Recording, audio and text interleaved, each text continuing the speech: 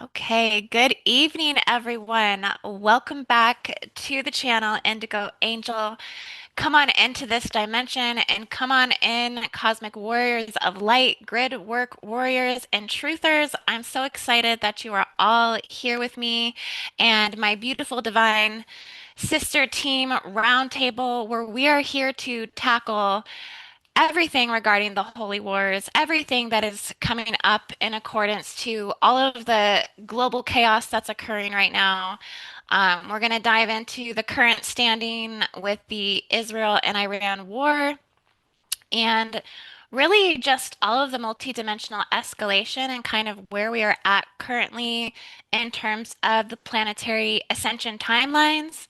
And, you know, kind of get into some of the nitty-gritty of all of this, all of the um, fractures in the timelines, because essentially there are quite the bifurcation of timelines that's occurring.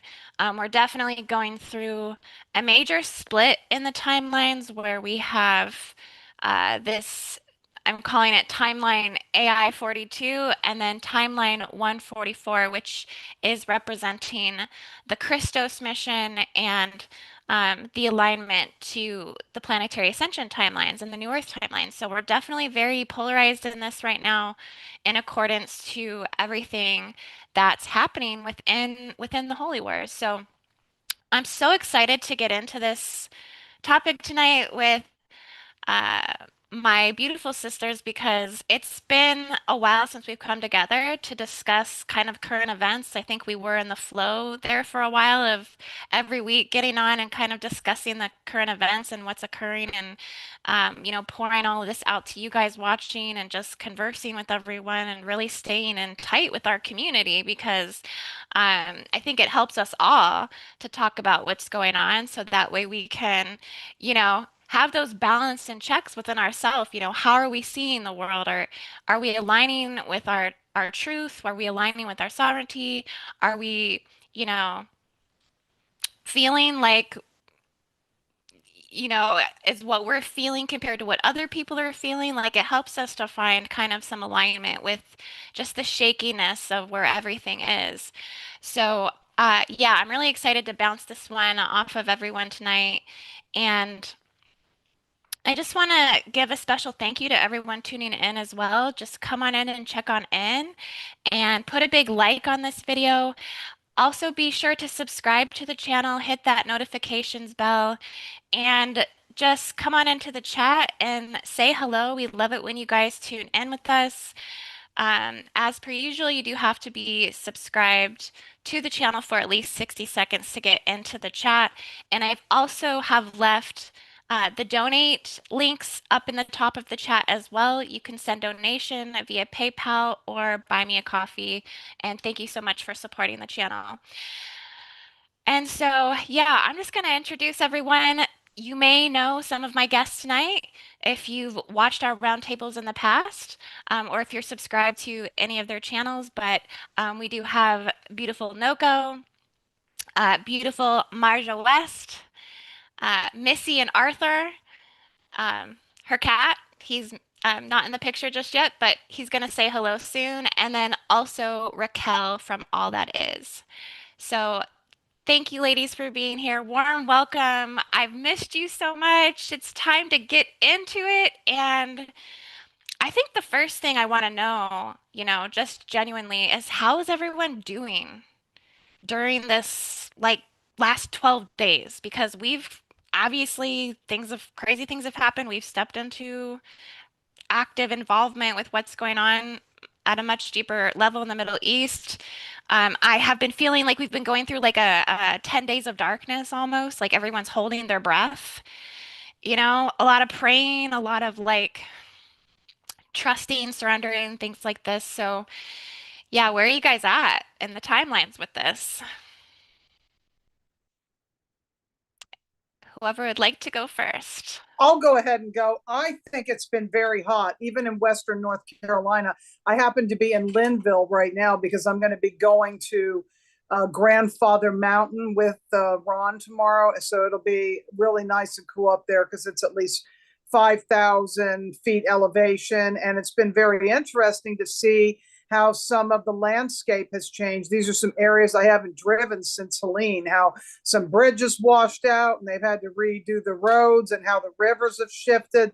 A lot has changed since Helene. And what I noticed the past few days, my physical body was not feeling so wonderful, and I was having a lot of symptoms of like the same symptoms of when the Pope died, like my blood pressure and just different things. And as soon as I realized what was going on, that it was related to the energy of what is now, and I started actually coming from that higher mind perspective of the star and seeing a blanket of upper chakras and not connecting into below the heart, no solar plexus, and below, everything shifted and I feel better. So I've been noticing, because I also felt like a hiss in the air waves the past few days. I'd go out and I'd feel kind of woozy and I'd feel this. And it's because a lot of people are very fearful and afraid of what's going on as far as what we're in right now. So we really have to stay grounded. We have to stay hydrated.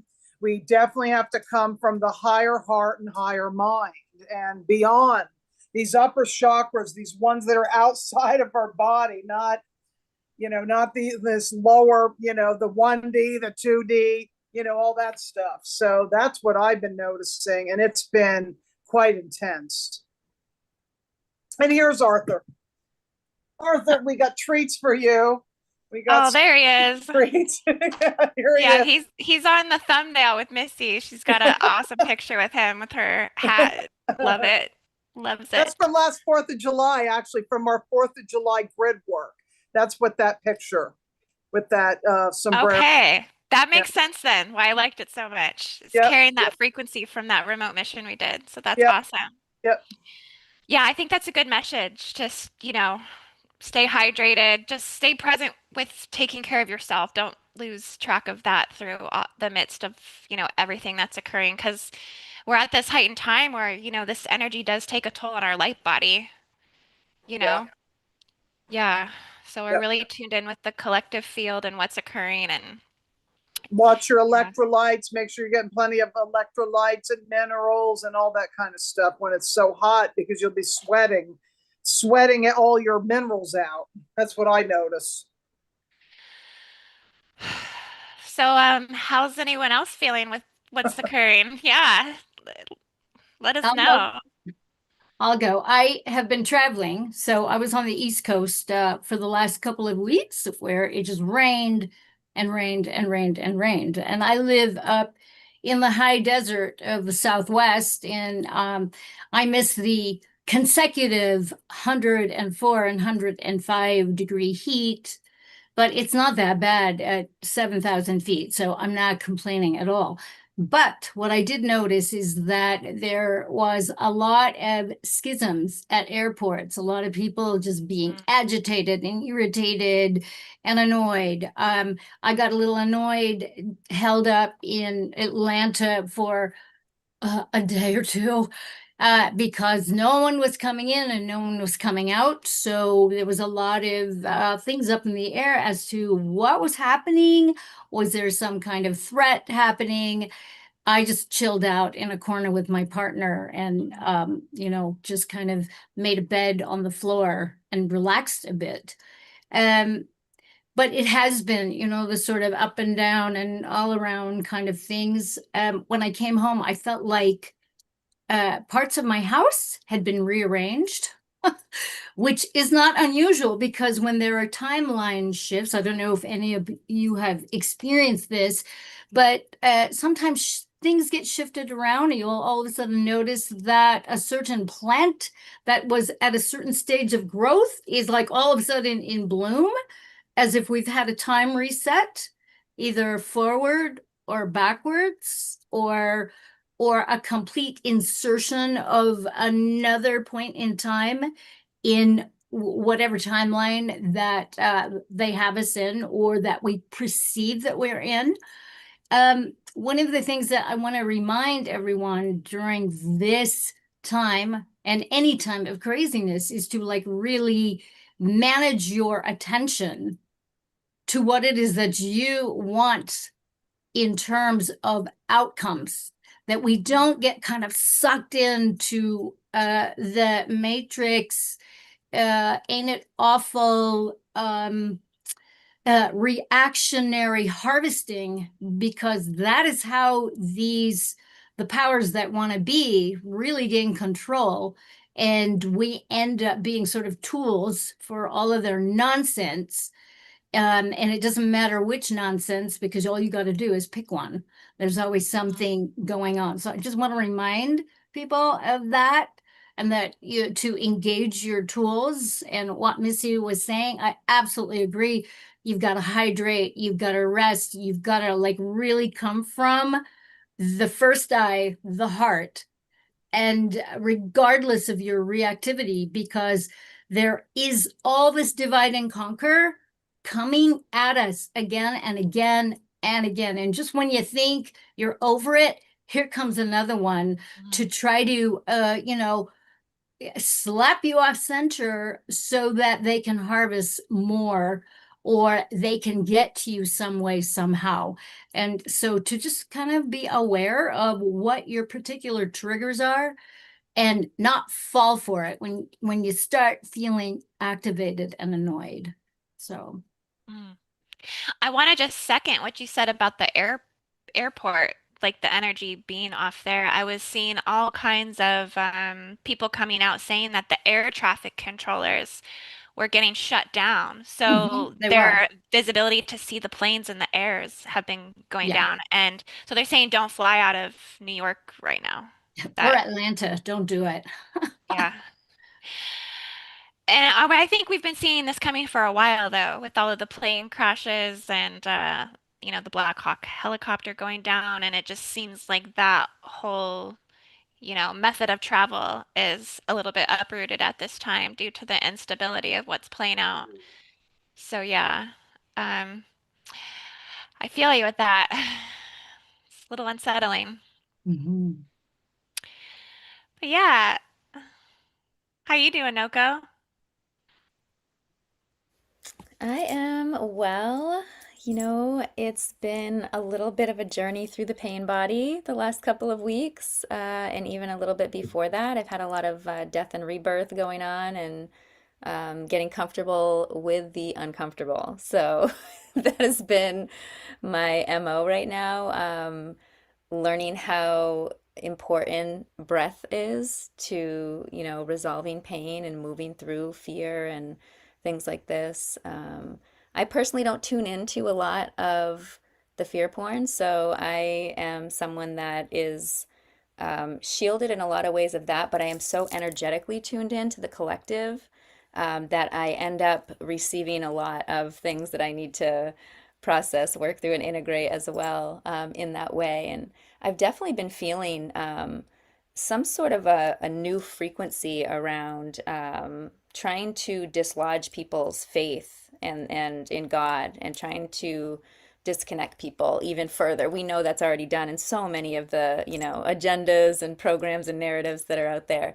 But there's something new that I've been detecting that's even been affecting me. And it's actually been Mm. a bit of a gift and a curse, because, I always find a way to use it to my best ability and learn from it. And Are you so saying, Noko, that people have been being disconnected from source and you're experiencing that with others and self? Or, I think there's a frequency that's messing with people's ability, almost scrambling our connection to source and our faith, trying to unwaver us. And it just feels icky. It's something that I've been moving through and witnessing around me, because I deal with a lot of different people that are, on their healing journeys, are very in tune with energies, and are very much faithful people, people that believe in God. I never use the God-fearing term. That's not my thing. People that, really are connected and doing, working, doing God's work, and, serving God. And just have seen a lot of this wavering of faith, a lot of questioning, a lot of doubt, and this is part of the fear that's coming through that wave.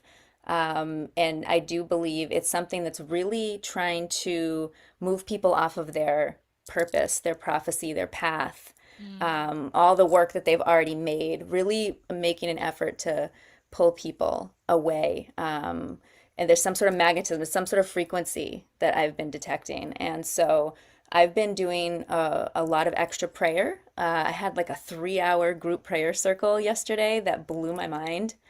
Really been receiving messages around the power of prayer and how important it is that people are moving into that space when they're feeling the fear, when they're feeling the doubt, really to work with that. It's a magical gift that we have, and remembering to make time and space for that. But also making time for the quiet and the sacredness so that we can sit and also receive from God, right? Because praying is putting in our information to God, and then meditation and sitting in silence is receiving. So a lot of messages coming from that space of getting out into the community, getting into nature, connecting with our family, prioritizing what's most important, and really being present and embodying so that we can inspire and motivate other people, to, as much as I love technology and being on these lives and all these things, getting off that screen and having the human experience, like bringing our hearts and our love into these grids, like in full force. And yesterday we did an event for, it was our first little tree huggers tribe gathering that Kingston and I have come up with to really kind of build community and love of nature and find solutions, okay? And when on our way there, I really thought, geez, it's just a little thing. I have a couple friends coming out, no big deal. But as I was going there, God sent this amazing hawk to fly in front of me as we were driving. And the message was so strong and pushed on my heart that this is key. And this is what I need to be talking about and sharing with other people and inspiring other people to, get away from these machines here. They can get us trapped. They can get us in that doom scrolling mode. They can get us very scrambled. Some of the ways these frequencies come through. So using this when we need to as a resource, as a tool, but also having our human experience and making sure that we make that cool again. Okay, the teenagers, the generations that are out here, just like facing the screen all day long, like this is what those that want to be in power really want, is little people that want to walk into the simulation world. So that is my Yeah. message, and thank you for letting me share it. I'm really honored. Yeah, of course. It's good to hear from you. It's you, yeah, love everything you bring to the table. And I think that's okay if you're, like you said, you're not directly just involved, like you said, in the fear porn all the time, or like just the updates and the news and like just taking it all in. Like you've decided to pull away a little bit and kind of focus on the things that are really important in your immediate circle and your family and your friends. And yeah, that's a good reminder for all of us to be doing that because we can get sucked into it. Even as you're talking, I'm thinking, I'm looking at this whole, I mean, X itself, the platform is a singularity vortex that just sucks you right in. And everything revolves around what's going on with Trump and the tentacles of everything that's going on internationally and every single move this man makes. And I was even going to say it feels like even content creation, those of us that are trying to keep up with what's relative, what's being seen, the type of content people want to see. Um, I feel like there's been a pulling away of other types of content that I used to make, more like spiritually aligned based content, things like this. But I feel like if I'm not keeping up with the narrative on some level, like there's a lot of loss of interest. So this is how many people are really getting continuously pulled into this timeline, which I think is serving both aspects in the bifurcation of timelines, but let's get into that. I want to hear from Raquel though. We got to hear from Raquel. How are you doing, sister? It's so good to see you. Good, Andy. Thank you all for welcoming me back to this show. I'm so happy to be here. But yeah, it's been a really I should say struggle in a way as well, but at the same time, it's been truly evolutionary for me as well. Um, the beginning of the month, I had a very powerful 7 day meditation series, and I totally agree with what Missy and Maria and Noko have said so far. As far as evolving from that state of mind that we're in, So I started the month by having this very powerful meditation series that I offered on my channel as as a service. And coming out of that, there was this huge shift. The series itself was based on the Divine Mother energies, and so it was anchoring of all of those powerful energies. And each day we had a different Divine Feminine energy. And so, coming out of that, there was this huge shift within myself and within those that attended the meditation series with me.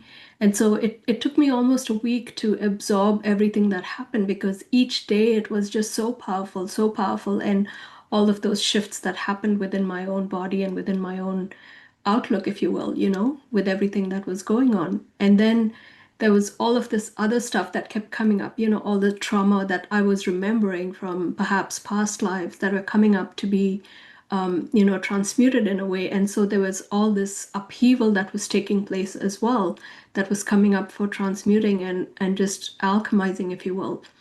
And with all of that happening, my website was just came to a standstill. It was like I needed to change it. I needed to change the service provider, and so I had to make a decision on what I needed to do going forward. And so I made that decision to change up my service provider, and so that ended up coming to a standstill. And so in a way, my business is like at a standstill at the moment. And so I'm going through this rebirthing, if you will, from that perspective. And so there's this upheaval that's happening in my life as well. But at the same time, it's like a rebirthing, in Mm. how I'm going to be presenting myself from, going forward and just yeah, but it's been fantastic. Like, there's so much growth in that. There's so much realization taking place, and it's reflecting what each of you have said so far, It's that aligning with what we are being called to do on a higher level, right? And so it's just being able to step into those difficult areas, if you will, in your life and just embracing that change and shining a light on all of those places that need light to be shone on, if you will. But yeah, it's been fun, dealing with all of those challenges. But I'm here, and I'm happy to be here. But yeah, that's me for now. Wow. Well, this feels really good to just, yeah, hear from you, Raquel, and the upheavals. I think we're all similarly kind of like finding our way within Yeah. the intensity of where things are. So it's good to know that everyone's holding up well and is keeping like their higher self in alignment and looking, through this like the glass is half full type lens versus empty, like looking at the positive and looking at the higher timeline. So everyone here seems to be on timeline 144. That's good. Check. Well, and Okay. that's important, right? You need to be grounded in all of this, right? And that's what I realized too, right? Grounding yourself and just trying to stay within that positive energy. So, yeah. Well, so I know you have a lot of introspection, everyone, like as to what's occurring. I think we're kind of, like I said in the beginning, we're battling out for the planetary ascension timeline. And I think that the bifurcation is kind of like it's the Christ versus Antichrist holy war, essentially. Those that are like pro-life and those that are anti-life, those that are love and those that are for hatred. And I think that's what's splitting or dividing the war in half in a lot of ways. I think this is according to galactic races. We've talked so much about Stargate 10 and this being a part of the draconian lines and lineages and leagues and Qatar being the draconian hive. And so, if we put that all into perspective and the grid work update that I did yesterday, just talking about a lot of the Guardian Stargates that were in Israel, how do you guys relate to the Jewish lineage? I'd like to kind of just ask about this because I have gotten a lot of, I mean, if you really dive into it, I mean, I feel like it guides us towards a lot of the Lyran, Elohai, and Elohim lineages, and we know that some of those are fallen, some of those aren't, and some of those are a part of the the Emerald Order um, the Star of David connected to the Merkaba seal, the Solomon seals, the Keys of Solomon, all these things, the cosmic founder bloodlines. So do you feel like this whole war with Israel and Iran, like this is kind of like it's good versus evil, but it's also melting away the evil that exists within each of these bloodlines as well, and it's trying to bring forth the truth of planetary ascension. I do feel like the Earth is forging towards the timeline of peace, but that there's had to be this massive purification process to happen in the Middle East. That this is kind of like where all of the timelines come to a head, and without the war, you know, could we come to peace? Like that, this is a part of the actual cleansing and purification. And it's just we're witnessing a time of holy fire that's, transcending this through what appears to be high stakes and hard decisions, um, decisions that make us not entirely trust anybody, the government, like what the narratives are, what people are saying. It's very muddy, even though I do feel as of recently, a lot of the things that, like a lot of clarity has come through for me, where it's like even when I hear people talking about things and where they stand on things and information, it's like I'm seeing through to the truth. I'm seeing through to the core. I'm seeing through to that bifurcation. Like, are they standing on the side of love or hatred type of thing? And that becomes clear for that person's positioning. Like, do I trust this person, this voice, this message, whatever that is? But, what do you guys kind of take on that, in particular to the Jewish lineage? Do you feel that this is in alignment to the Christos mission that, Well, I think Israel is sort of the central point, if you will, for all of these things happening, not just from now, this present moment, but it's been happening like, centuries past, right? And I think you brought it forward in your show with the what did you call it? The Gog and Magog, right? Like you see all of these areas sort of converging into that Israel sort of center point, right? And so there's many levels and layers to this, right? And if you bring in the Yeshua incarnation, if you will, like all of that energy was within that central area. And then you bring in the Stargate energy, and then you bring in the Draco, it's like all of these things are like infiltrations, if you will, on that pure Christed energy, right? It's like everybody wants to get in on this little pinpoint of a land that was, considered as the holy land, if you will, right? And yeah. so the people, unfortunately, that are living there are in the crosshairs of all of these things that are happening from all these areas, from, not just the present time, but from the past as well. So there's many, many layers to it, and you can't really pinpoint it and say, okay, this is the reason this is happening. Unfortunately, people, they find differences between themselves, like the Palestinians and the Israelis. It's like, of course, people fight with each other when it comes to certain things, right? And so there's many reasons why they are fighting right now. And so over time, it sort of it grows and it grows, and those things fester, right? And it just becomes this big thing. And when you like, if for example, if you take two of these opposite people and put them in a room, they will talk like, like brothers and sisters. They wouldn't really fight. I don't think so. Like they would come down to that humanity level, right? If you just talk to them about everyday things, right? Like leave all the politics aside, leave all of that aside. If you just say, okay, I put you in this room and you're going to share the, meals for the next 10 days or whatever, they will come down to that human level, right?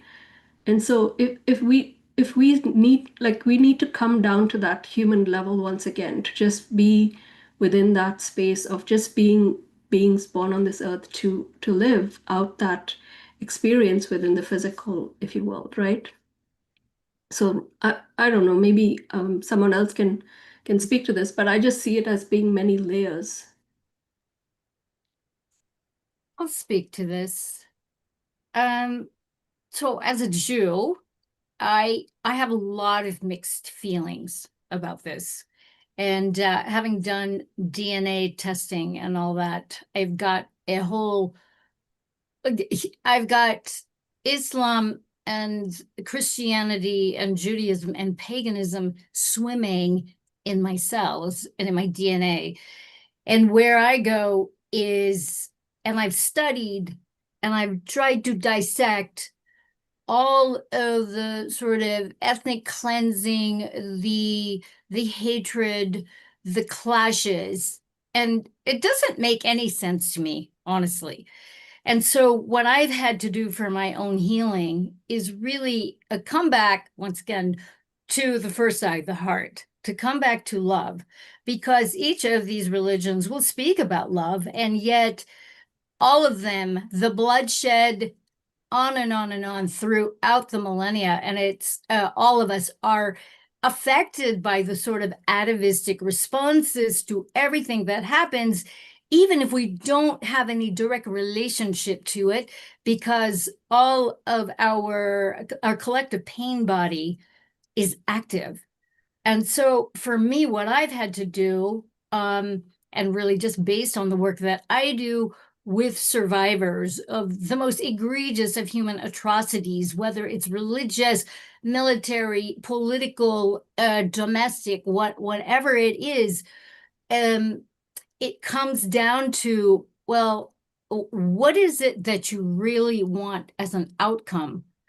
Because once again, extricating your attention from the shit shows that are going out on the world stage, the matrix stage, okay? Because the planet is not the world. The world is the matrix. The world is not the planet. And so if we want to be aligned to the true timeline, we have to take it back, and we have to look at these warring factions as and bring it back.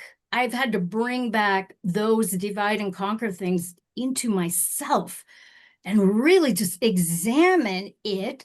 Like when I hear things about anti-Semitic, there's a part of me that just goes, ugh. And I'm part Asian, so I'll hear stuff about the Chinese and I'll go, ugh. I'm Russian and Finnish and Mongolian. I'll hear this stuff and I'll feel it. And if I hear anything that has to do with any kind of divide or any kind of divisiveness, even between brothers and sisters, mother, father, parent, child, it's the same thing. Yeah. And it's like you just have to pick which you pick a side that is aligned with love. And that's all you can do. And, with this thing going on in Iran, I have a deep connection to it because my best mate went in college was Persian and left the country, came to the US to study. And when the revolution happened, she talked a lot about what the Shah had tried to do. And she was very frank. He's not such a good guy. So there is all the sort of historical context that we have to look at, that neither of these factions, in fact, I'll dare I say, all of the factions are not clean. They're not clean. They're all guilty of atrocities. Yeah.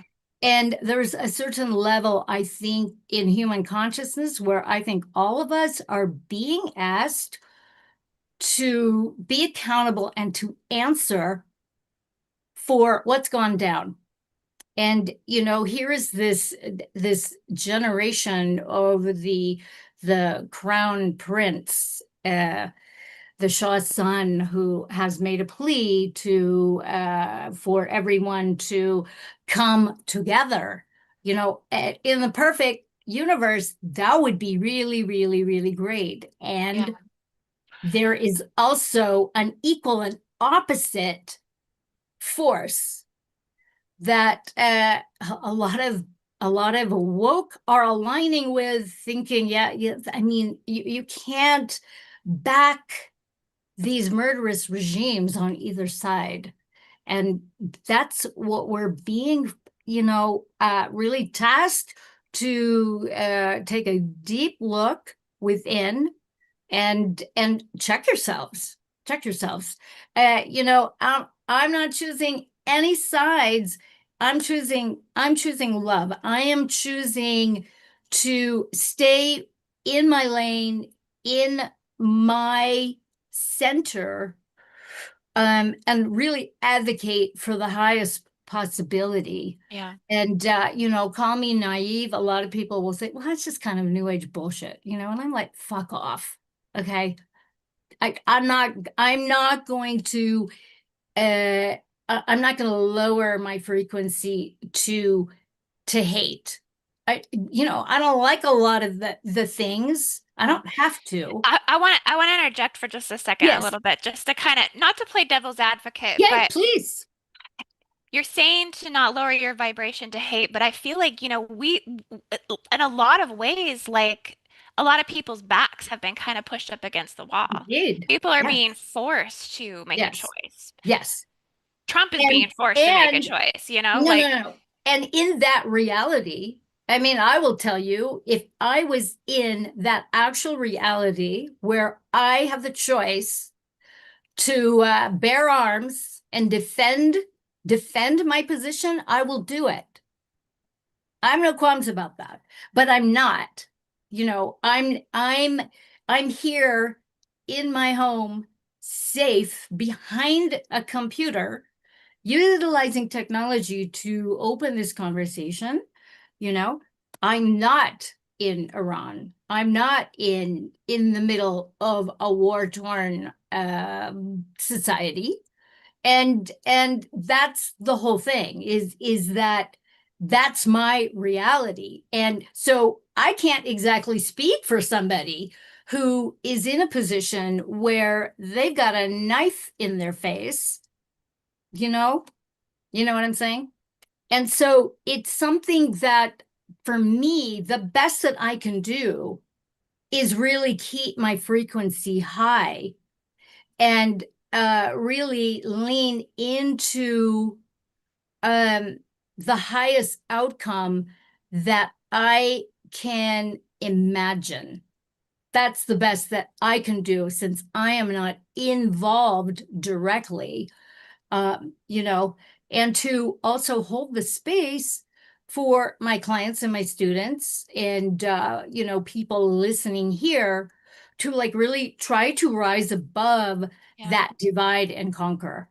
I think it would be really nice if the Israelis and the Persian people could find their ancient roots together. I think this is Mm. something that's been coming up a lot, is to kind of bring up Cyrus the Yes. Great, because yeah, he was the one that um, he freed the Jewish people from the Babylon captivity.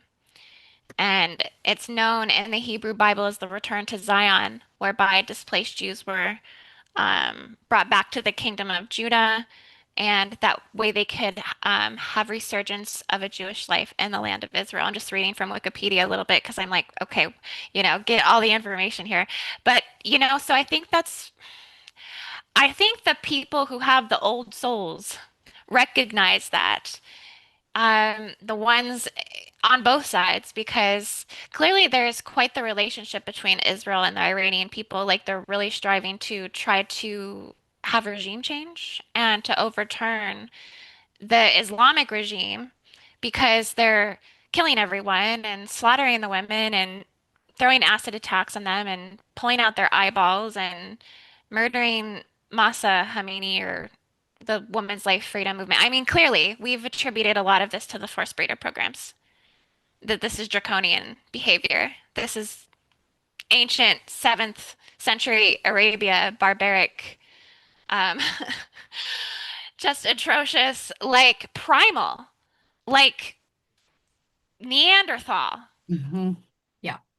Like, what in the world? Walking around with the machetes, doing all kinds of, you know, they showed a guy, I seen a video of a guy, an Iranian, who was in the IRGC, and he's talking to a Jewish person, and he's straight to his face saying, I will kill you, I will kill your children, I will kill your mother, I will kill your father. I am trained for this, I am bred from this from birth.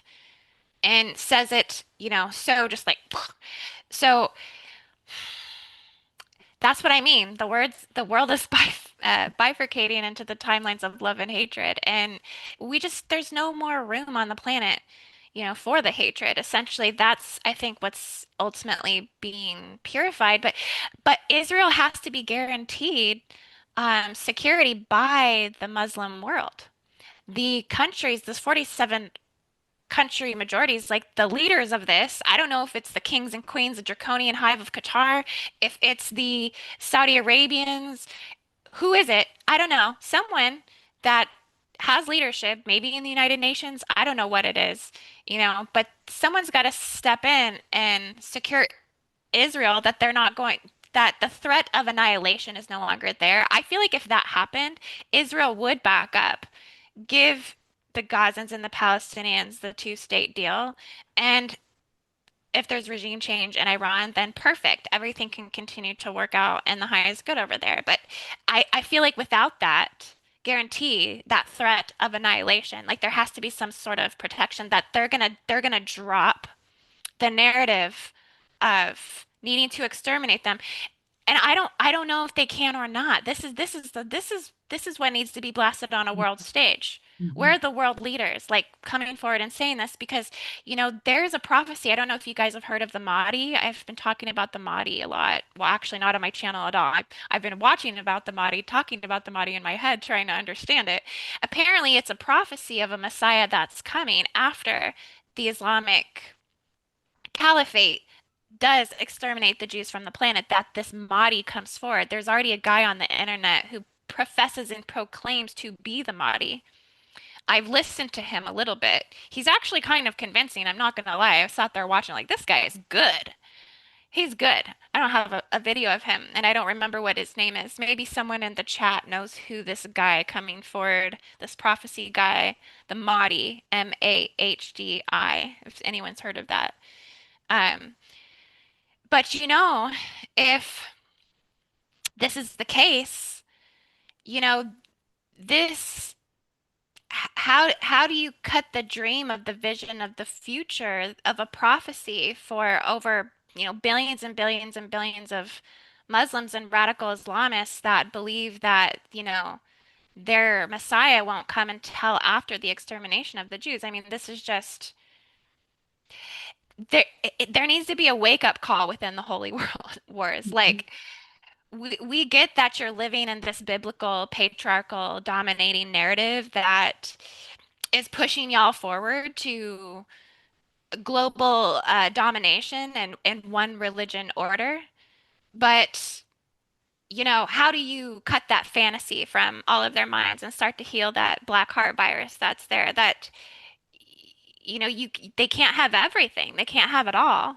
They can't have the whole world. They're going to have to come to terms with the free world. There has to be some sort of balance and, I don't know, narrative shift, reformation that happens within the the radicalized sectors of Islam, because Hezbollah, Al-Qaeda, ISIS, Hamas, I mean, this can't keep happening anymore.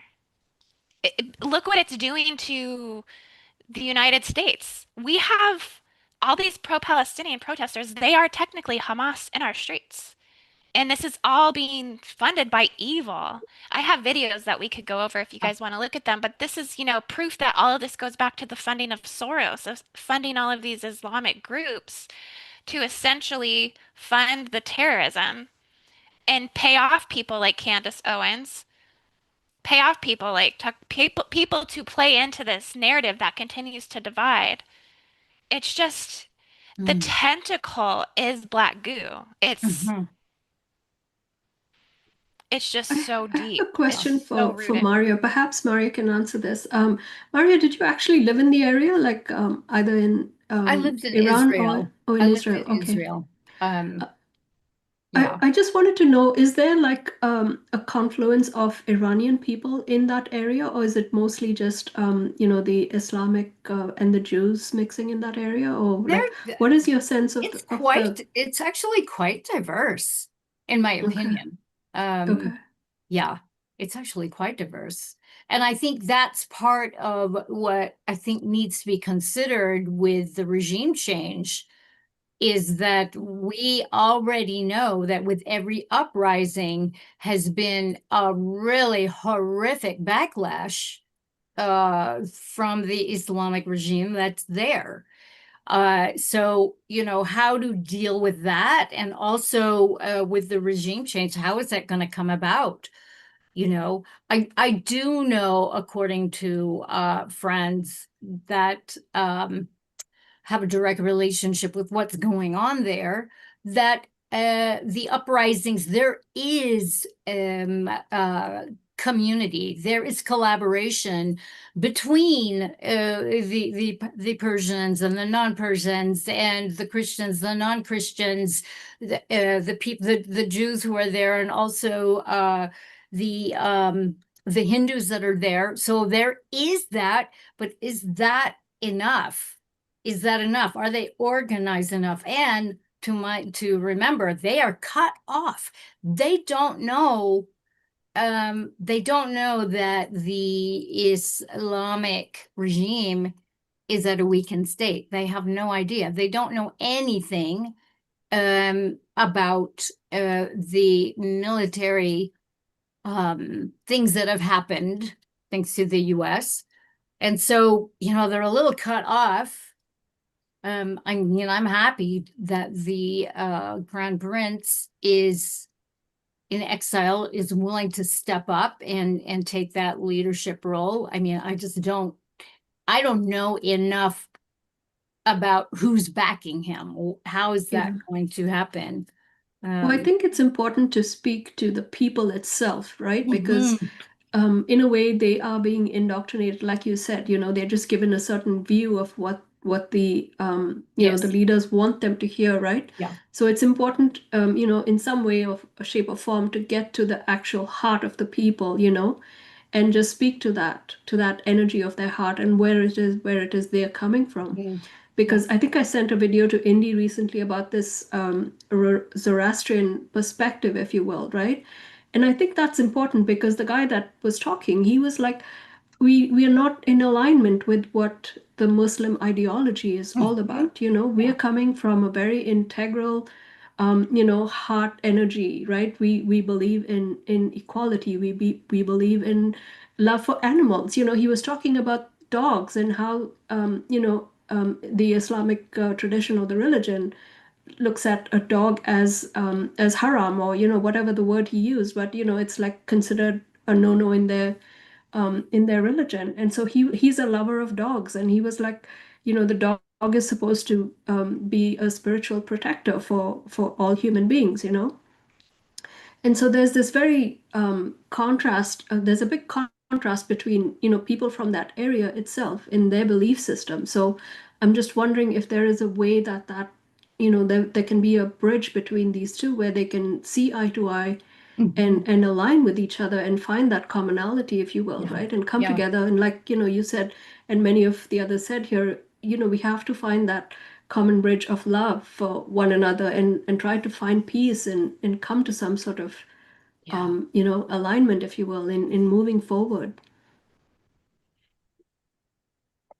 I definitely agree with that. It's kind of hard when people are screaming out the blowhorn, death, death to America, death to Israel. Yeah, exactly. And then they're screaming back, death to the dictator. I mean, geez. Yeah. I I want to say, I have a video of the Shah of Iran. Marja, you're saying that this Shah guy, now he's not actually a good or positive No. solution for I'm the not saying Iranian that at people. all.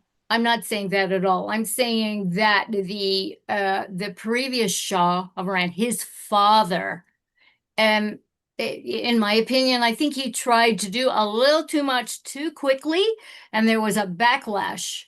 Because if you look at the history of it, like the Ayatollah Khomeini, at that point, he was exiled, okay, and he was just very, very quiet about what he was up to.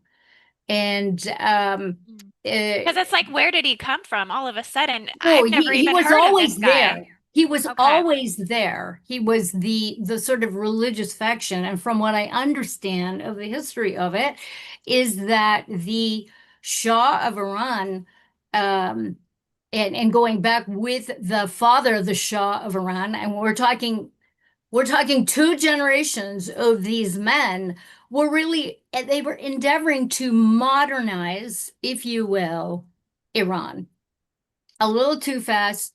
And according to the history, from what I understand, the Shah's big mistake is that he thought that by including the clerics, the religious groups, that they would ally with him, but they didn't. They saw the Shah's alignment with the US, with Germany, with all these Western cultures as a slap. And it was his ruin. It was totally his ruin. And there were enough people who were like really, really sick of it because in truth, the former Shah of Iran, he did a lot of torturing, he did a lot of killing, he did a lot of imprisoning, and this is the thing, is that we become the people that we despise if you don't check yourself. And so I see a lot of this stuff as a backlash. Now his son I believe is a good guy, because I mean he's been exiled for since 1979. So 46 years he's not been able to come back to his country. And so there is, I think there's hope. I'm hopeful about it. Well, I have a video of him that we can watch, maybe just to tie in some things here with the topic. This is the Shah of Iran. Well, this is coming in too. I think the most recent thing I've heard, anyways, is that the Ayatollah Khomeini, he has reached out to Trump for like a ceasefire. So they're trying to get all of the missile rocket shooting stuff to stop. Um, and Yeah, I'm maybe skeptical to about surrender the white him. flag. Maybe he's gonna surrender. I'm Maybe he's gonna skeptical. surrender. I'm You're skeptical about skeptical. him. Yeah, he's proven himself to be really untrustworthy, and that's the thing, is that I believe in negotiations, but you can't talk to a psycho like a normal human being. He's a little bit of a psycho. So, anyways, hopefully I'm wrong. I don't doubt it. Yeah, I think he's a total psycho as well. I agree.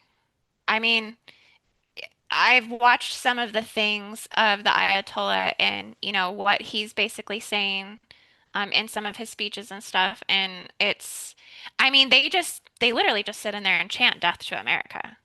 I mean, they Yeah. like get up and they burn It's very flags hard line, together. hardcore, and they're executing people on a daily basis. So, who's to say they get to the negotiation table and say, yeah, we're cool with it, and they just turn around, shut all media. I mean, that is worst case scenario. And I think about this stuff. So this is where my mind goes, and this is where I have to really pull that back, because I don't want to feed that reality, that possibility.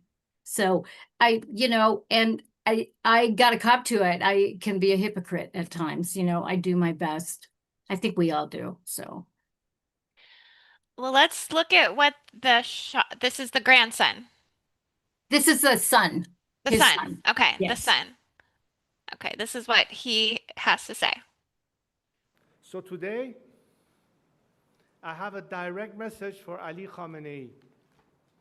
Step down, and if you do, you will receive a fair trial and due process of law, which is more than you have ever given any Iranian. To other senior regime officials, those of you whose hands are soiled with the blood of the Iranian people, you too will have to face justice. But we will not repeat the mistakes in other failed transitions. To those of you who are loyal to the Iranian nation and not the Islamic Republic, there is a future for you in a democratic Iran. If you join the people now, the choice is yours to make. I know these officers, these soldiers, these brave men exist because they are reaching out to me and telling me they want to be part of this national salvation. But now, greater coordination is needed. So to that end, today I am announcing that I am establishing a formal channel for military, security, and police personnel to reach out directly to me, my team, and our expanding operation. This is a secure platform to efficiently manage the growing volume of inbound communications and requests from those breaking with the regime and seeking to join our movement. For those patriotic members of our armed forces, the time is now to join the nation. If you do, I will make sure your service to Iran is not forgotten and is celebrated.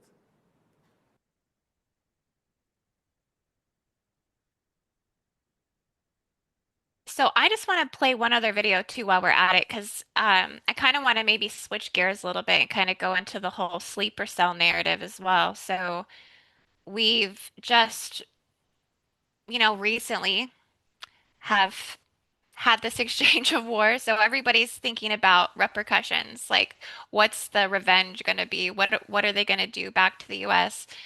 So this guy kind of talks a little bit about with this. Iran now is retaliation. And you say, how can they? How can they retaliate? Here's the word. It's now going to be the watch time and the rise of the sleeper cells. This is what we got to really watch for here, because they're going to try to make problems in America in an unprecedented way. Can these be stopped? I believe so. Is it going to be difficult to stop them? Very. What we got to watch for. So he's just going to repeat himself one more time with that. So I'm just going to stop the share. But yeah, so things happening on all fronts. I mean, we have the Shah coming in. I feel like this is like a good thing that they would then push forward for a democracy, but it does sound like they're going to have to build that from the ground framework up, ground Yeah. zero, democracy. They're going to have to Yes. get a constitution, figure out what things. I mean, it sounds like he's just like, just call me if you guys are ready to get this together. Like, that's how much work needs to be done over there if the Ayatollah surrenders and falls or escapes or takes off or plays dead. I don't know. Yeah. It's similar to what we've done before in other countries, with, Afghanistan.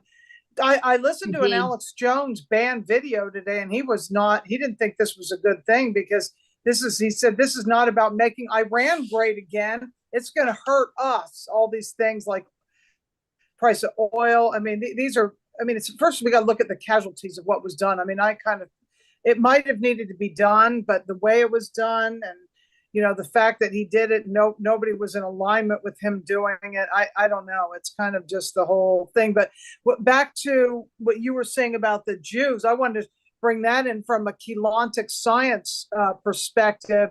These are the Hebrew tribes, and this is a hosting of the Emerald Order, Indigos 1, 2, and 3, Elohim, Elohai, as well as the Melchizedek cloister.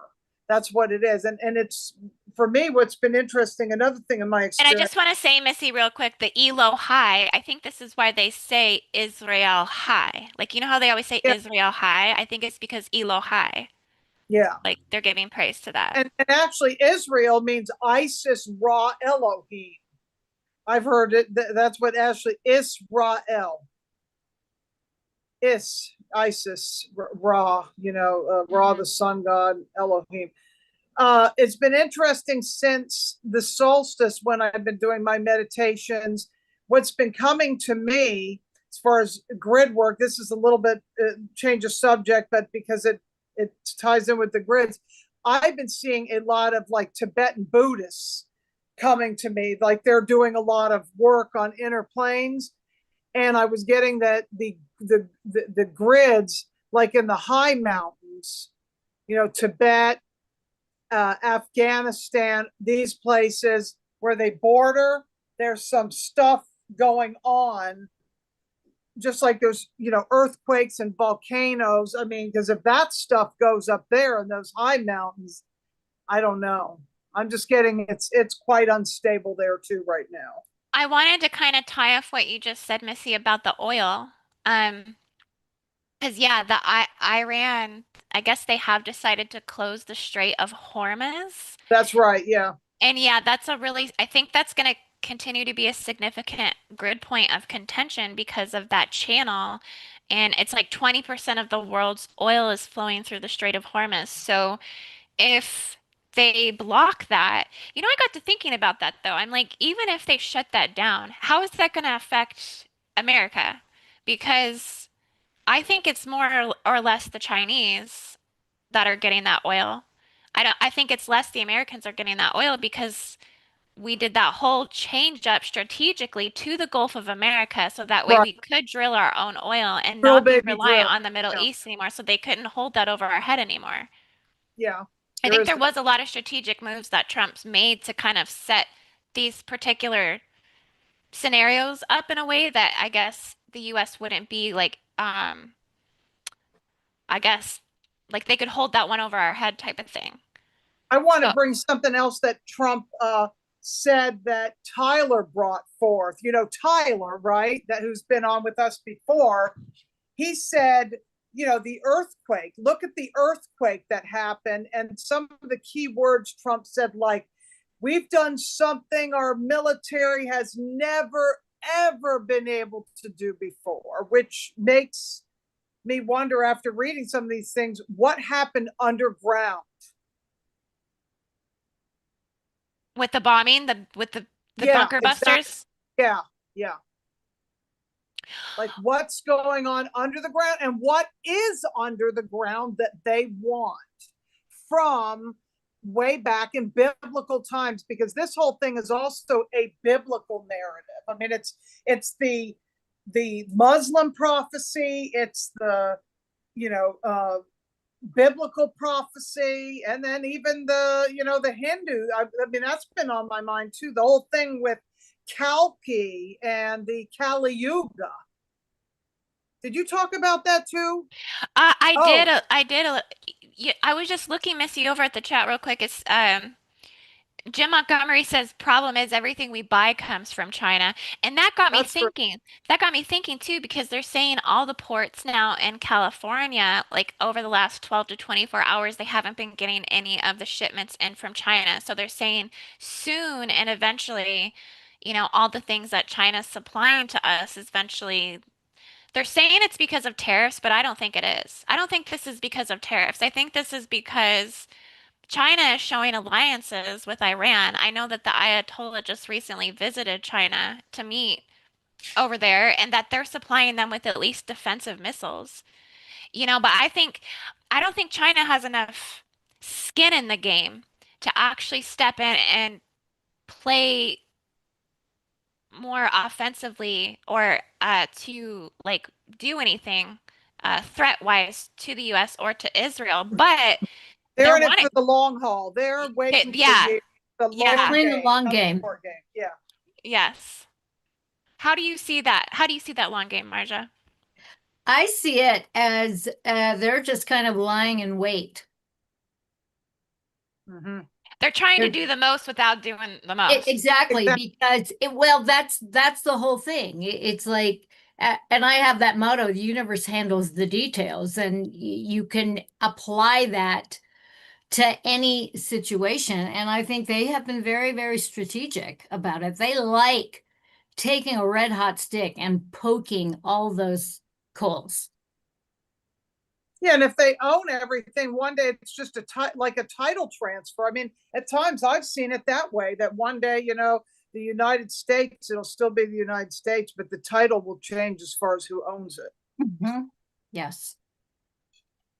Isn't it a good thing though that the Chinese products aren't coming back to the US?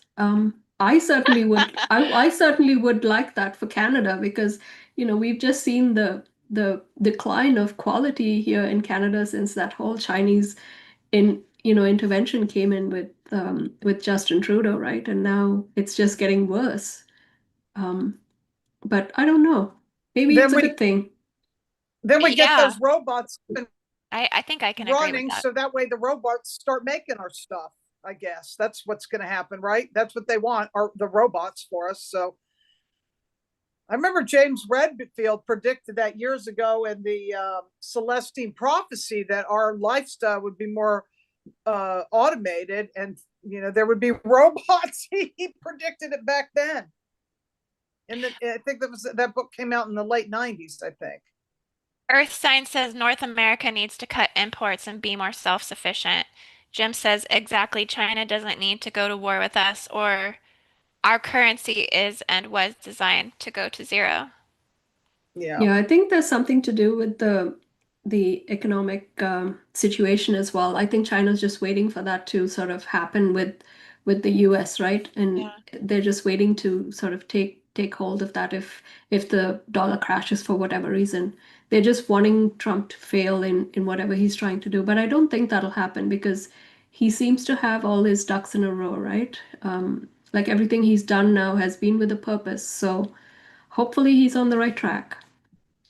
And I can't imagine that the US's relationship with China is inferior to Iran's, that Iran is that much more important or an alliance considering, the US is buying most of the stuff from China and, whatever the economic relationship plays out to. But I'm sure that Didn't in they terms of slam trade, the US China? is, Didn't they slam China with a really high trade tariff? I don't know what the tariff is right now for China from the US. yeah, yeah, I think It you're right was with that. like some 50% or something, right? Yeah, so I think that was very strategic in raising those tariffs so that they back off a bit, I think.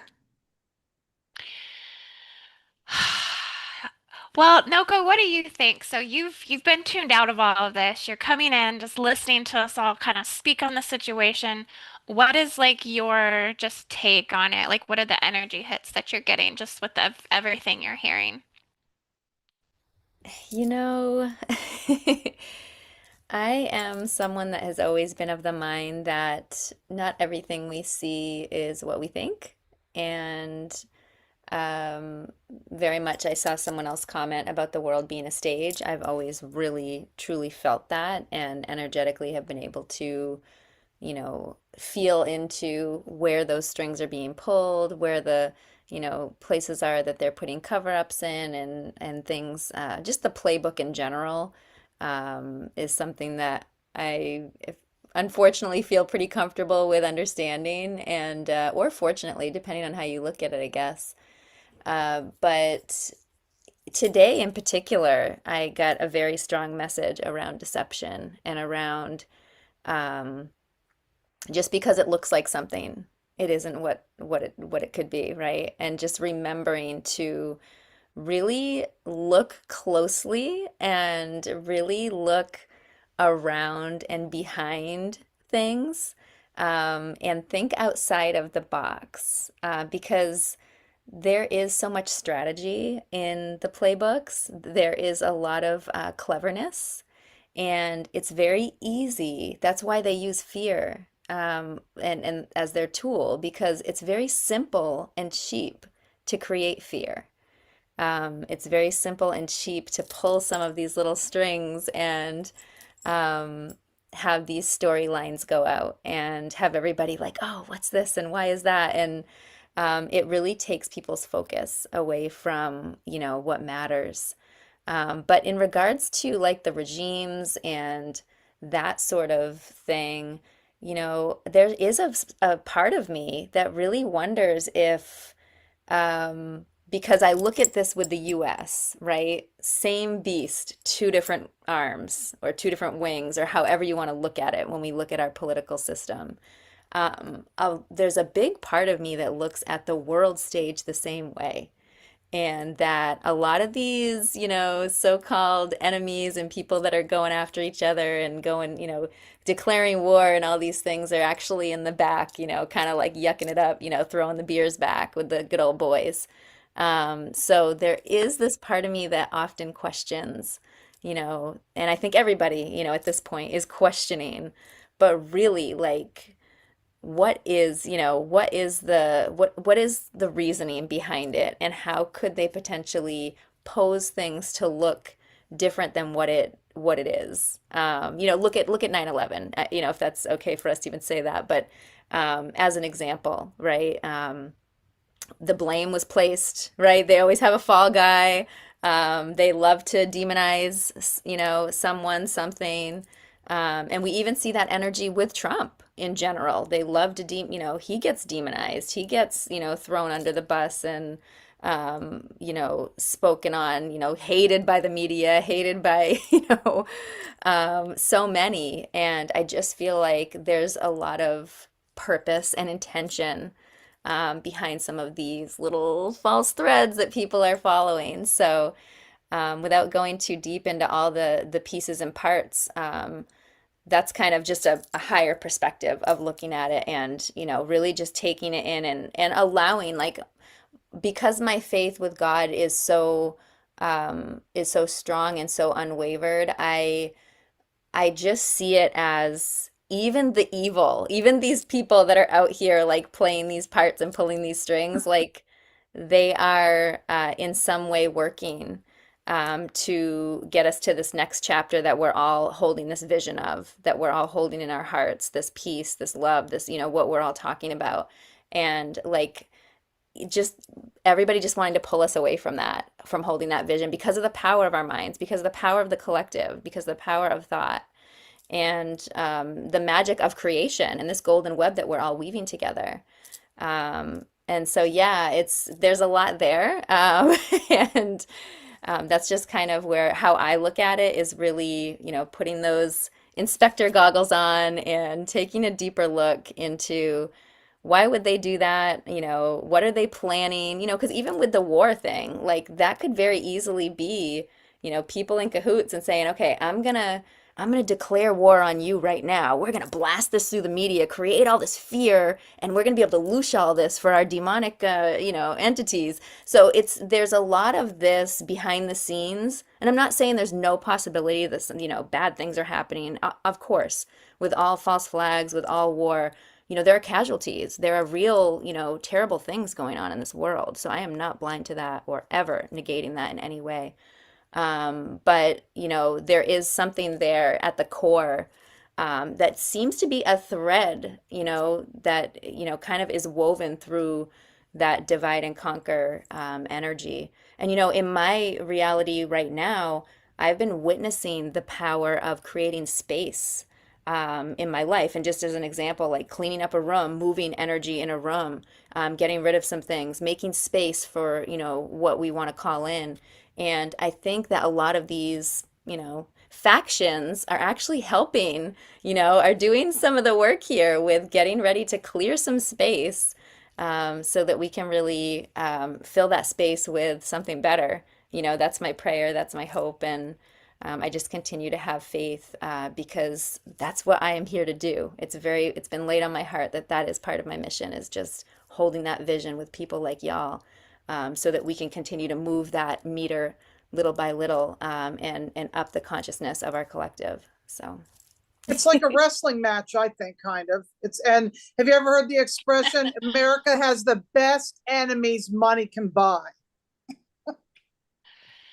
Well, speaking of enemies, I really feel like as much as we think that we need to clean house over in the Middle East, I think there needs to be some attention or focus that comes back to cleaning house in the United States. Because currently, right now, I don't know if you guys have heard, but there is a guy, his name is Zohran Mamdani, and he's a 33-year-old Democratic Socialist Islamist that's running for NYC mayor in 2025.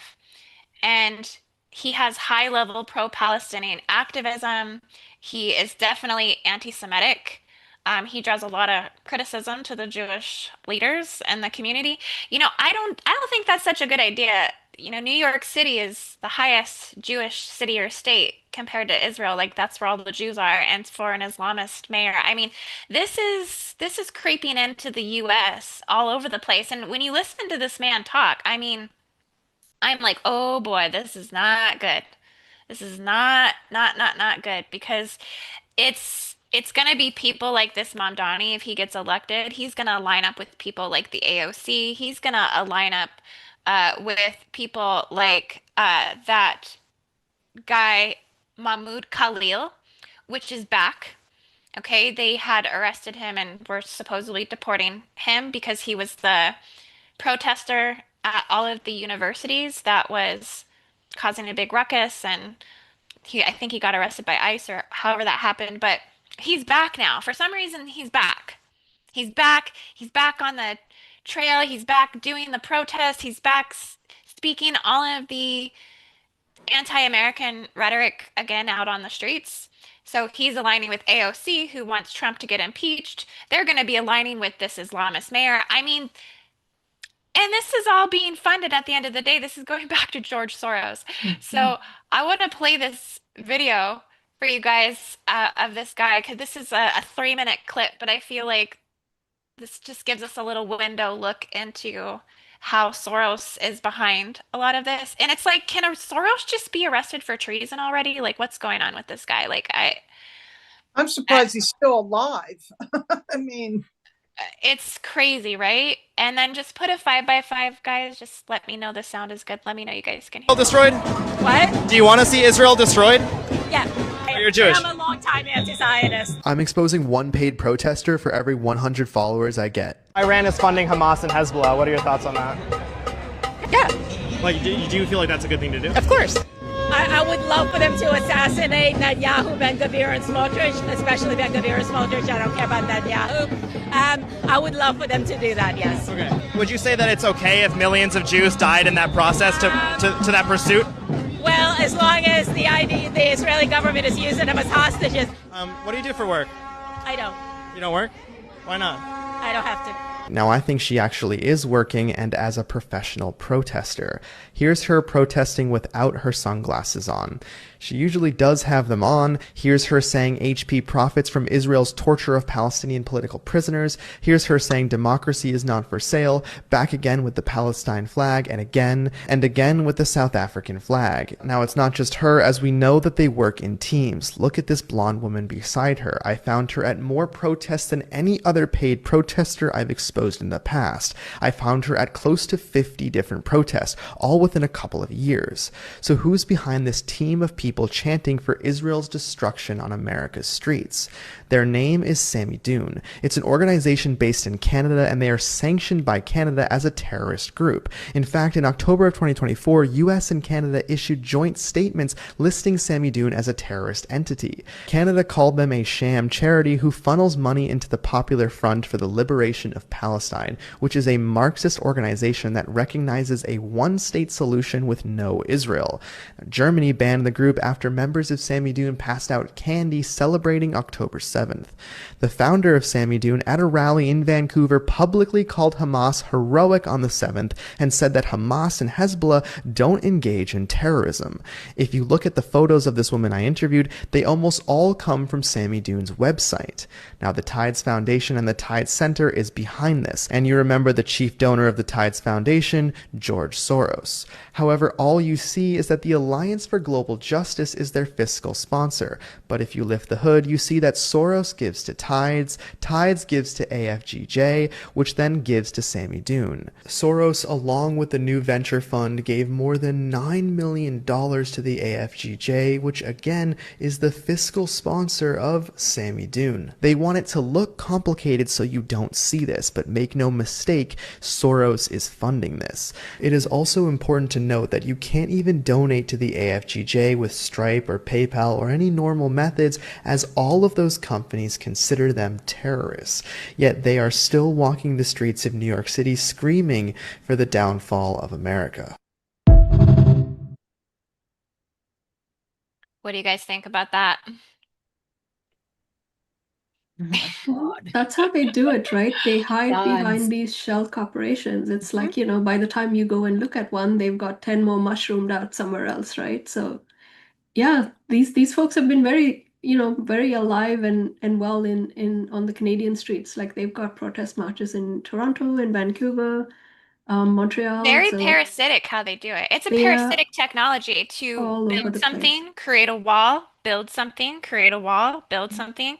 I'm like, this reminds me of MRSA, literally, like a bacterial Mhm. infection, Yeah. how it functions to hide itself and cloak itself again.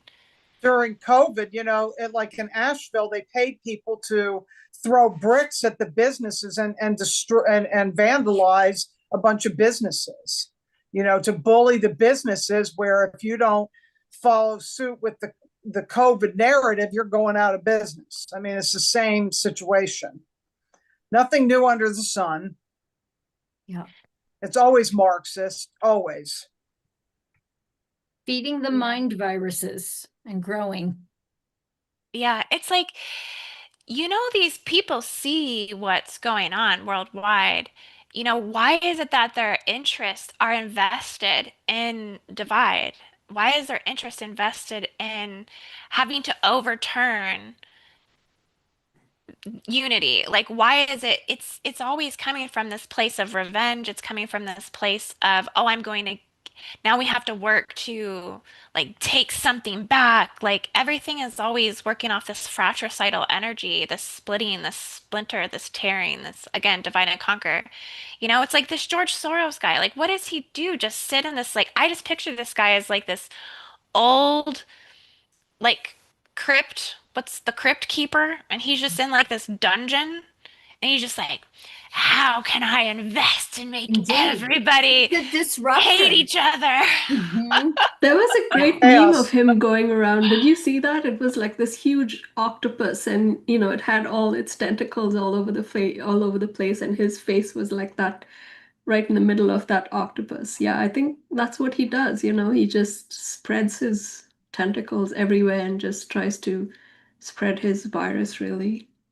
I think you decoded, Raquel, that he has ties to the Muslim families because his Now, connections that he daughter-in-law. has. Yeah, yeah, yeah. Okay. There was But isn't he recently. part Jewish too? I thought he was also part Jewish.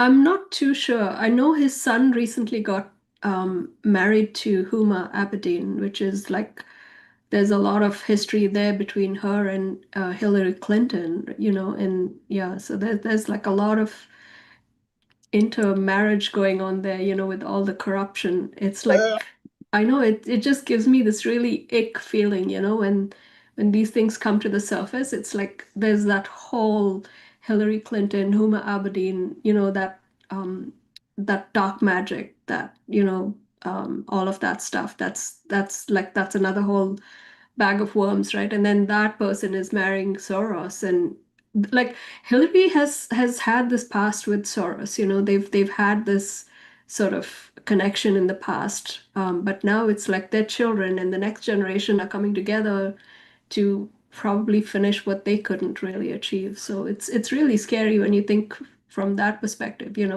how they're grooming their kids, how they're grooming the next generation to sort of take the baton and run with what they wanted to It's accomplish. very scary how much this generation has been groomed to become anti-American.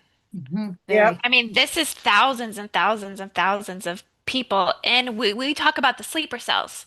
Okay, yeah, we have sleeper cells, people who've legally immigrated here that are sleeper cells, that are Al Qaeda, that are ISIS. Like these are the sleeper cells. Like you think they're just people that are coming in illegally? Like, yeah, sure, some of them are, but the best way for them to do it is to immigrate in legally, do everything the right way.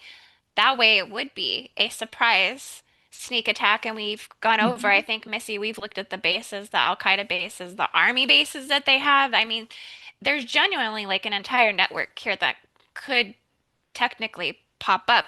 Hopefully that doesn't happen, but I feel like it's almost like a switch in their genetic code. They just hear the Allahu Akbar call from the blowhorn, and then it's like signals Right. some sort of like frenzy. Activated. They're ready to go to war.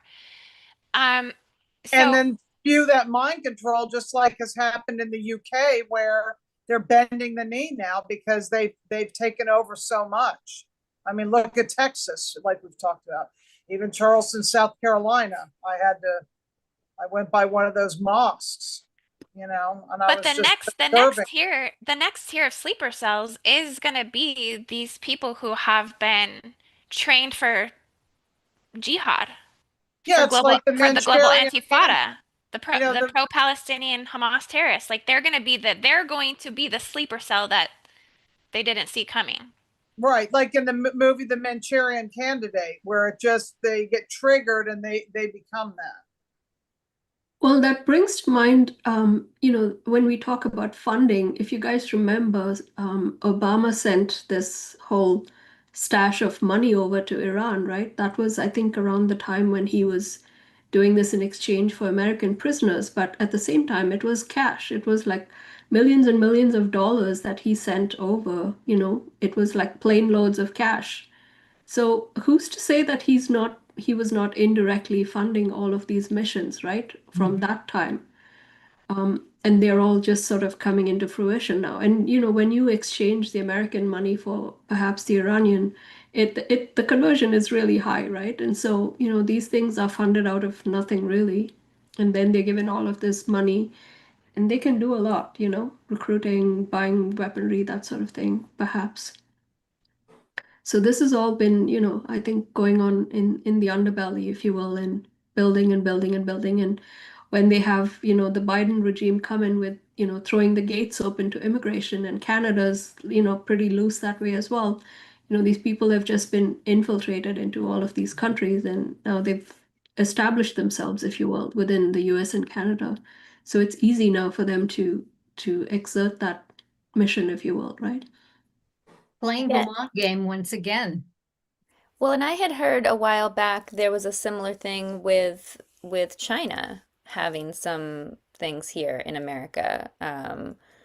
And so, I know that's a little bit different than, right? It's not in line with the Holy War, but if they're here and they're setting up financially to be in places of power, in places of ability, and as you said, the part of the agenda going after these newer generations and having this anti-American culture and this socialist culture. If you look at all of the mainstream education systems and what's coming out of that, it is this mind that is just totally okay with feeding the loosh, is totally okay with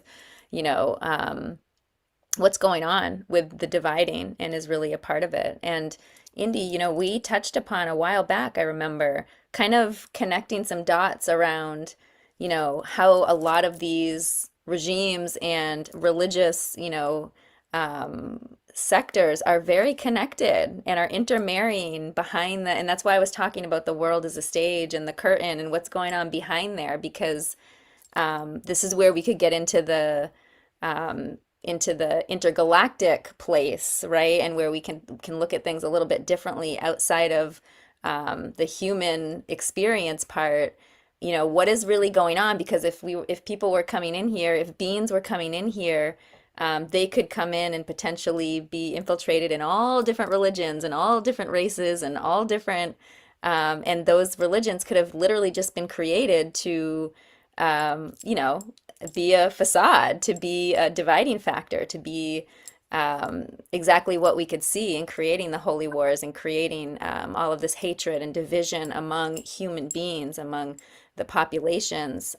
So just kind of like this tool that they use to hide behind and work. And so, yeah, you have to start questioning some of that, right? When I forget what we were looking at, but like so many people we found out, I think it was the UK, that all the royal families there were like, really like big up and bringing through all of these religious days and celebrations and things that it's like not even speaking about what is Yeah. supposedly their roots, right? And then it's like, King Charles kneeling to Islam. Yeah, I yeah, remember all that. of that. It's questionable. It makes you bring forward like what is actually going on here, and even the storylines with people's backgrounds, our roots, and where everyone comes from, their ancestors, who were actually the Native Americans, who are actually the Jewish people. Do we know? Have we just been fed storylines? Hmm. There's so many storylines, even the whole like Nazi, you know, um, storyline. And there's a lot of questions here. There's a lot of things I do Right. not believe the history that I've been fed. And I think a lot of people are starting to really dig and do research around, what has actually happened in our past. And this is what needs to come forward is more people exposing, the truth here. Yeah, I want to just riff off that a little bit. That's exactly what I think the bifurcation of the timelines is that there's legitimately two different historical narratives that are being portrayed as the truth. I mean, if you speak to Muslims or, you know, anyone from the Middle East, they're going to tell you a different story about Israel and Palestine, completely different history. Nothing aligns to what maybe we've learned over here in the Western world. And the Jewish people are saying a different history. I'm like, if people are believing like an entirely different history of timelines, like we're nothing, it's just Well, how can there be the education system is controlled by somebody like Soros, right? So if you think about it, they are controlling what they dish out to the young minds, right? So that in itself is the propaganda machine, right? And then you have the second layer, which is the news and the media, right? So These are it's the all different controlled. But these it are is the kind different it forms it is kind of of like jihad. different demiurge creators, though, like Noko's saying. It's like, there's one prime source, God's source, first eternal creator that created all these beings, and these fallen ones, and the fallen ones have created, whatever we're experiencing here, and yet we incarnated into this to try to fix it, because it was like a broken program that needed to be fixed. So yeah, it's these are interdimensionals coming through, and definitely, working through people like Soros. I mean, he's really opened himself up to the demonic realm to have these entities yeah. in. And there, he's like, I think the real George Soros, nobody's there, and somebody else is taking him over. That's what happens. I mean, you can see the way these people change over time too, where they don't even look like the same person. It happened with the Queen of England. If you look at her when she was younger, and I'm not talking just about young and getting old, something happened. There was like some kind of trauma-based mind control that happens to these elites, and then their soul split, and something else walks in with that MK Ultra, that Tavistock mind control. Something is actually coming in and inhabiting that being. I really believe that. And I have to say, I think Trump just went through another transformation. Something with having to make this decision to enter this war when he said he needed 2 weeks and then they took the nuclear bases down in 3 days. I feel like his energy shifted and changed. I noticed it when he's like addressing just the way he's talking is different. He's more focused. He's less kind of concerned about like the fake media and all that stuff. Like normally he's just kind of running his mouth and saying this, and that, and talking crap to everyone. But he's just like something very glazed over.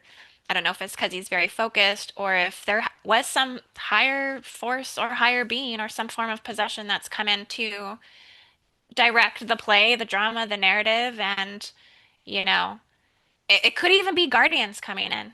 I mean, it really could be Source coming in to guide him in this position. I mean, this is a global position that's holding the key of humanity in it, and every decision is so crucial.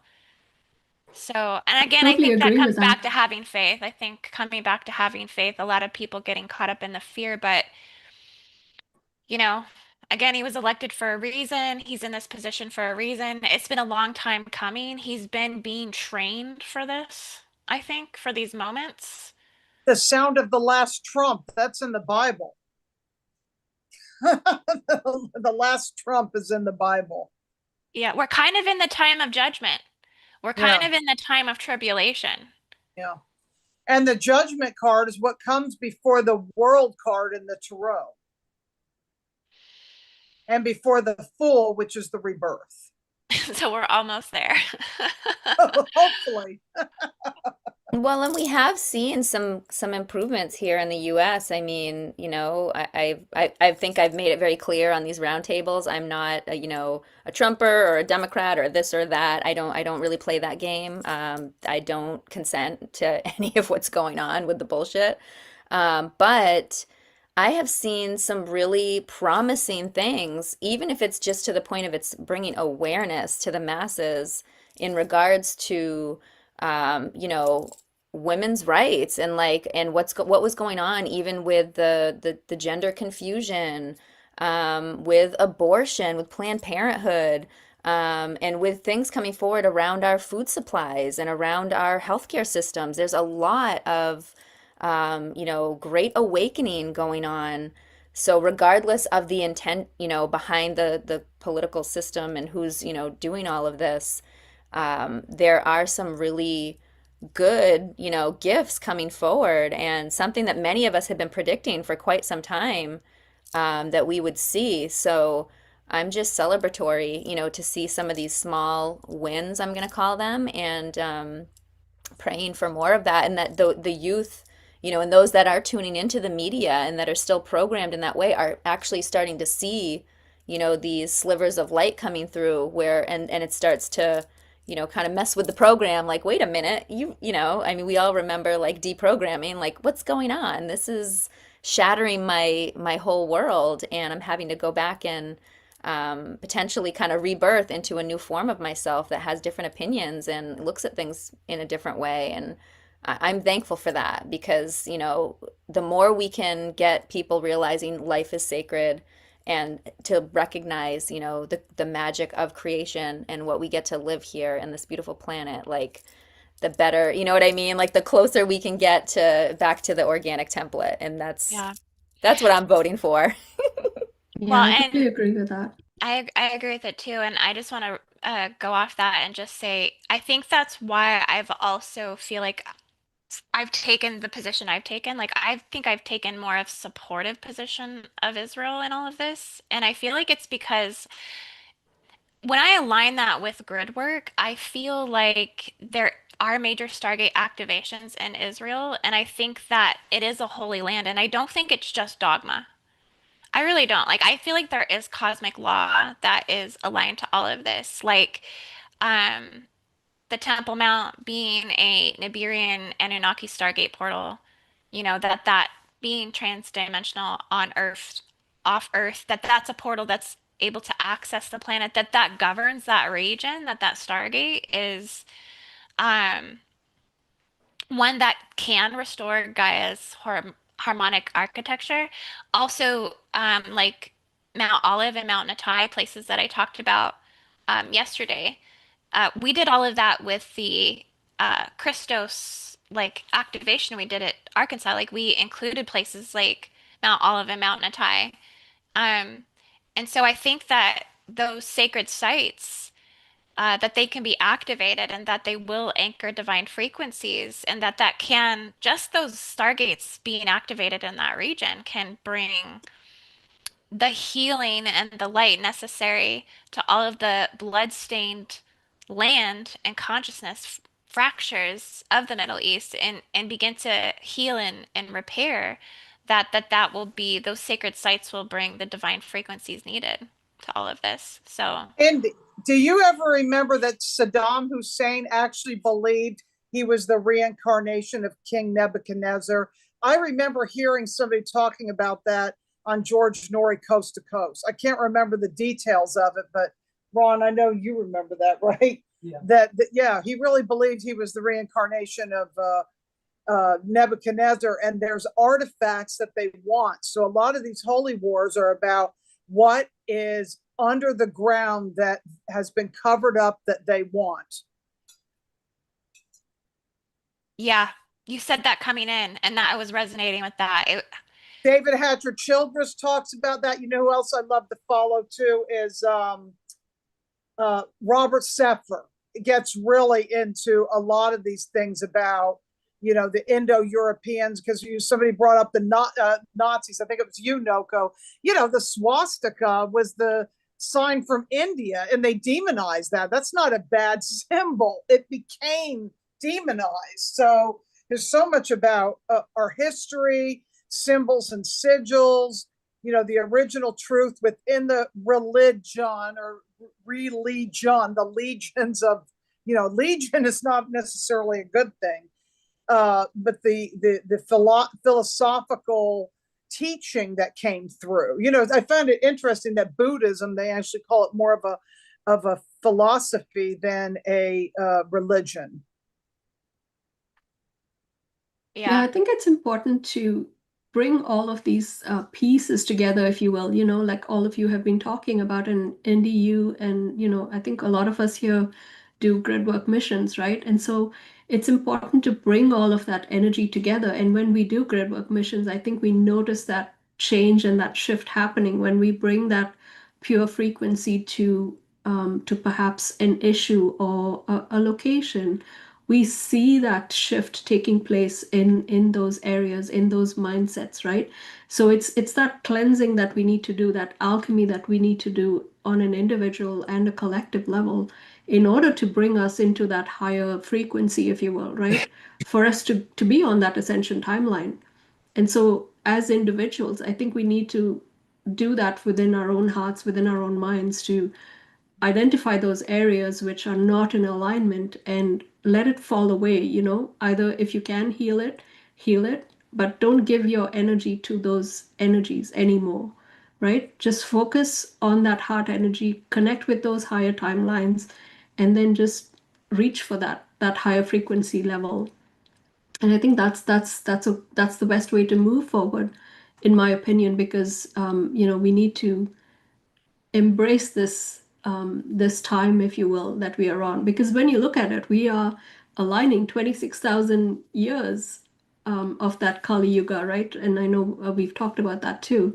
So when we think about it, if you just take one chunk of time, like 10 years can accumulate so much garbage.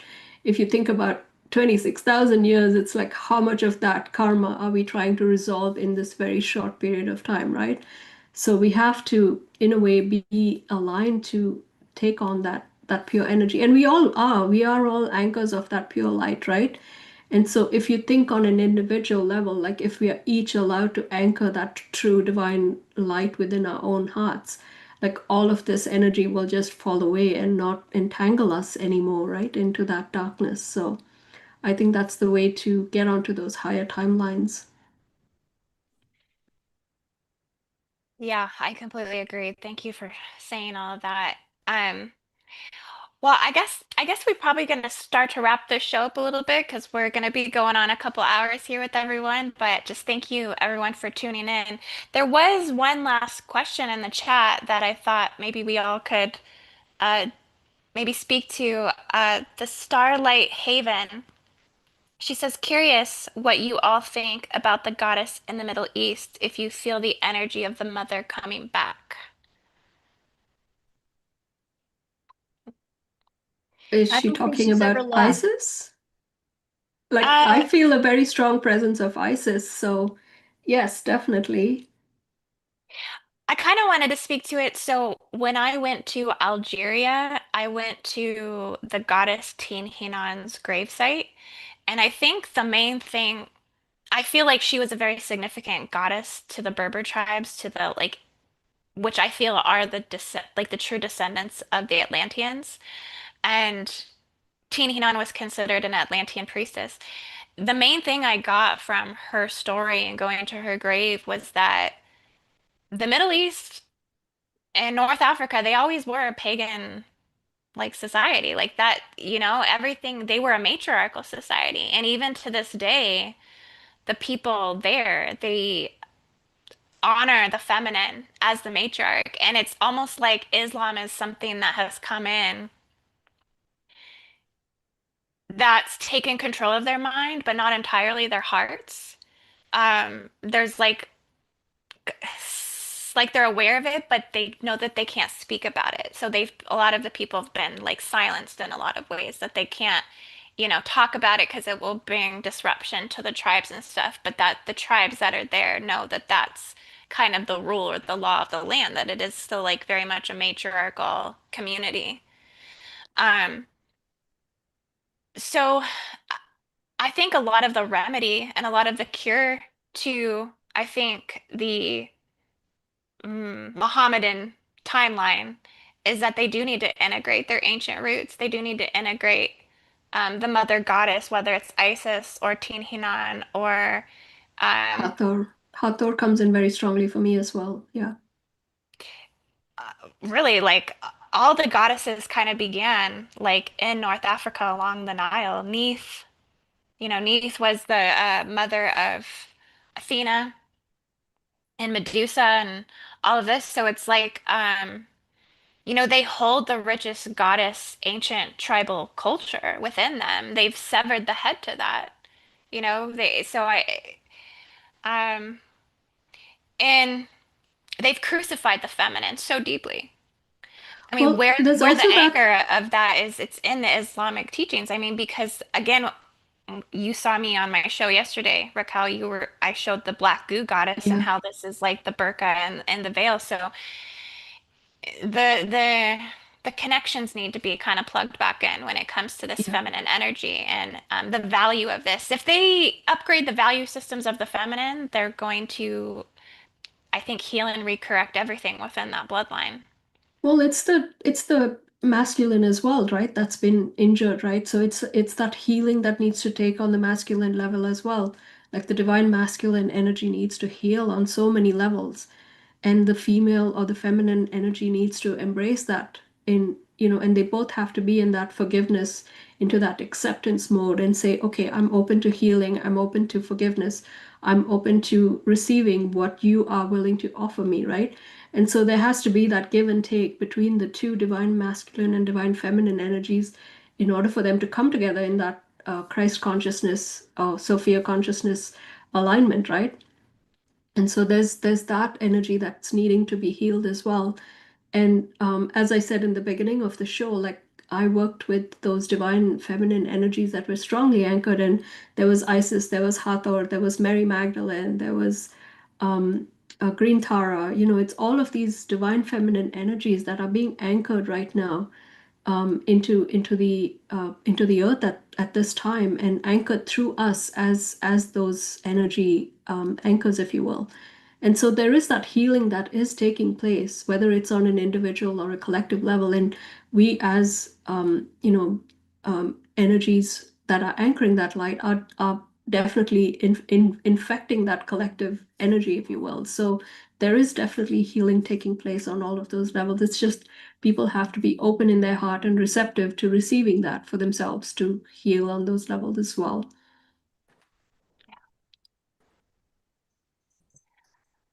Well, thank you everyone for coming on the show tonight. I love you all so much. This has been so amazing. It feels so good to speak on all of this in this way. It feels like, um, yeah, we're clearing so much and so many timelines, so many dimensions, and just opening up new passageways and new thoughts and new ideas. And it just feels really good to connect and share on this level. So thank you for being here. And I just want to say, everyone watching too, I did leave the donation links up at the top. And then also they are down in the description of this video if you guys would like to send a donation. We appreciate it so much. And thank you everyone who did donate tonight. Alexander, Mitchell, and also Jim Montgomery. Thank you guys so much. We really appreciate that. I am running a 20% off discount on my diamond package as well, and that's also in the description of this video. And I'd also like to take a second to offer everyone else's links and their plugs. And I think Noko did create us a nice little video for this that have everybody's channels. So I would appreciate you guys if you liked this video tonight and this content. Do go and subscribe to Noko and Marja and Raquel and Missy's channel and show love and appreciation for their channels as well. So thank you guys.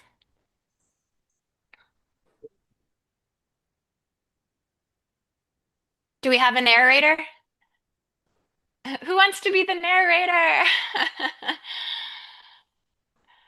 Marja West, LoveTruth&Beauty.com, IG, Dakini.kiss, Missy Hill, She just goes by email. So if you want to get a hold of Missy, just give her an email at hailnightvision@gmail.com. Raquel, um, she's at IG all that is .108. I think that's also her handle on YouTube for her YouTube channel, and all that is book.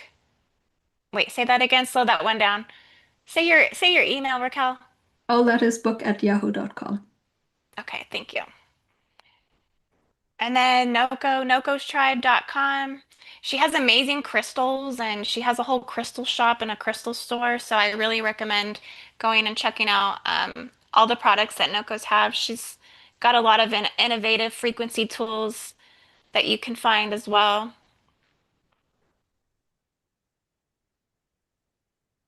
So yeah, I love it. Thank you everyone for tuning in. Be sure to put a big like on this video on your way out. And we'll see you guys on the next one. One love. Doodles. Namaste.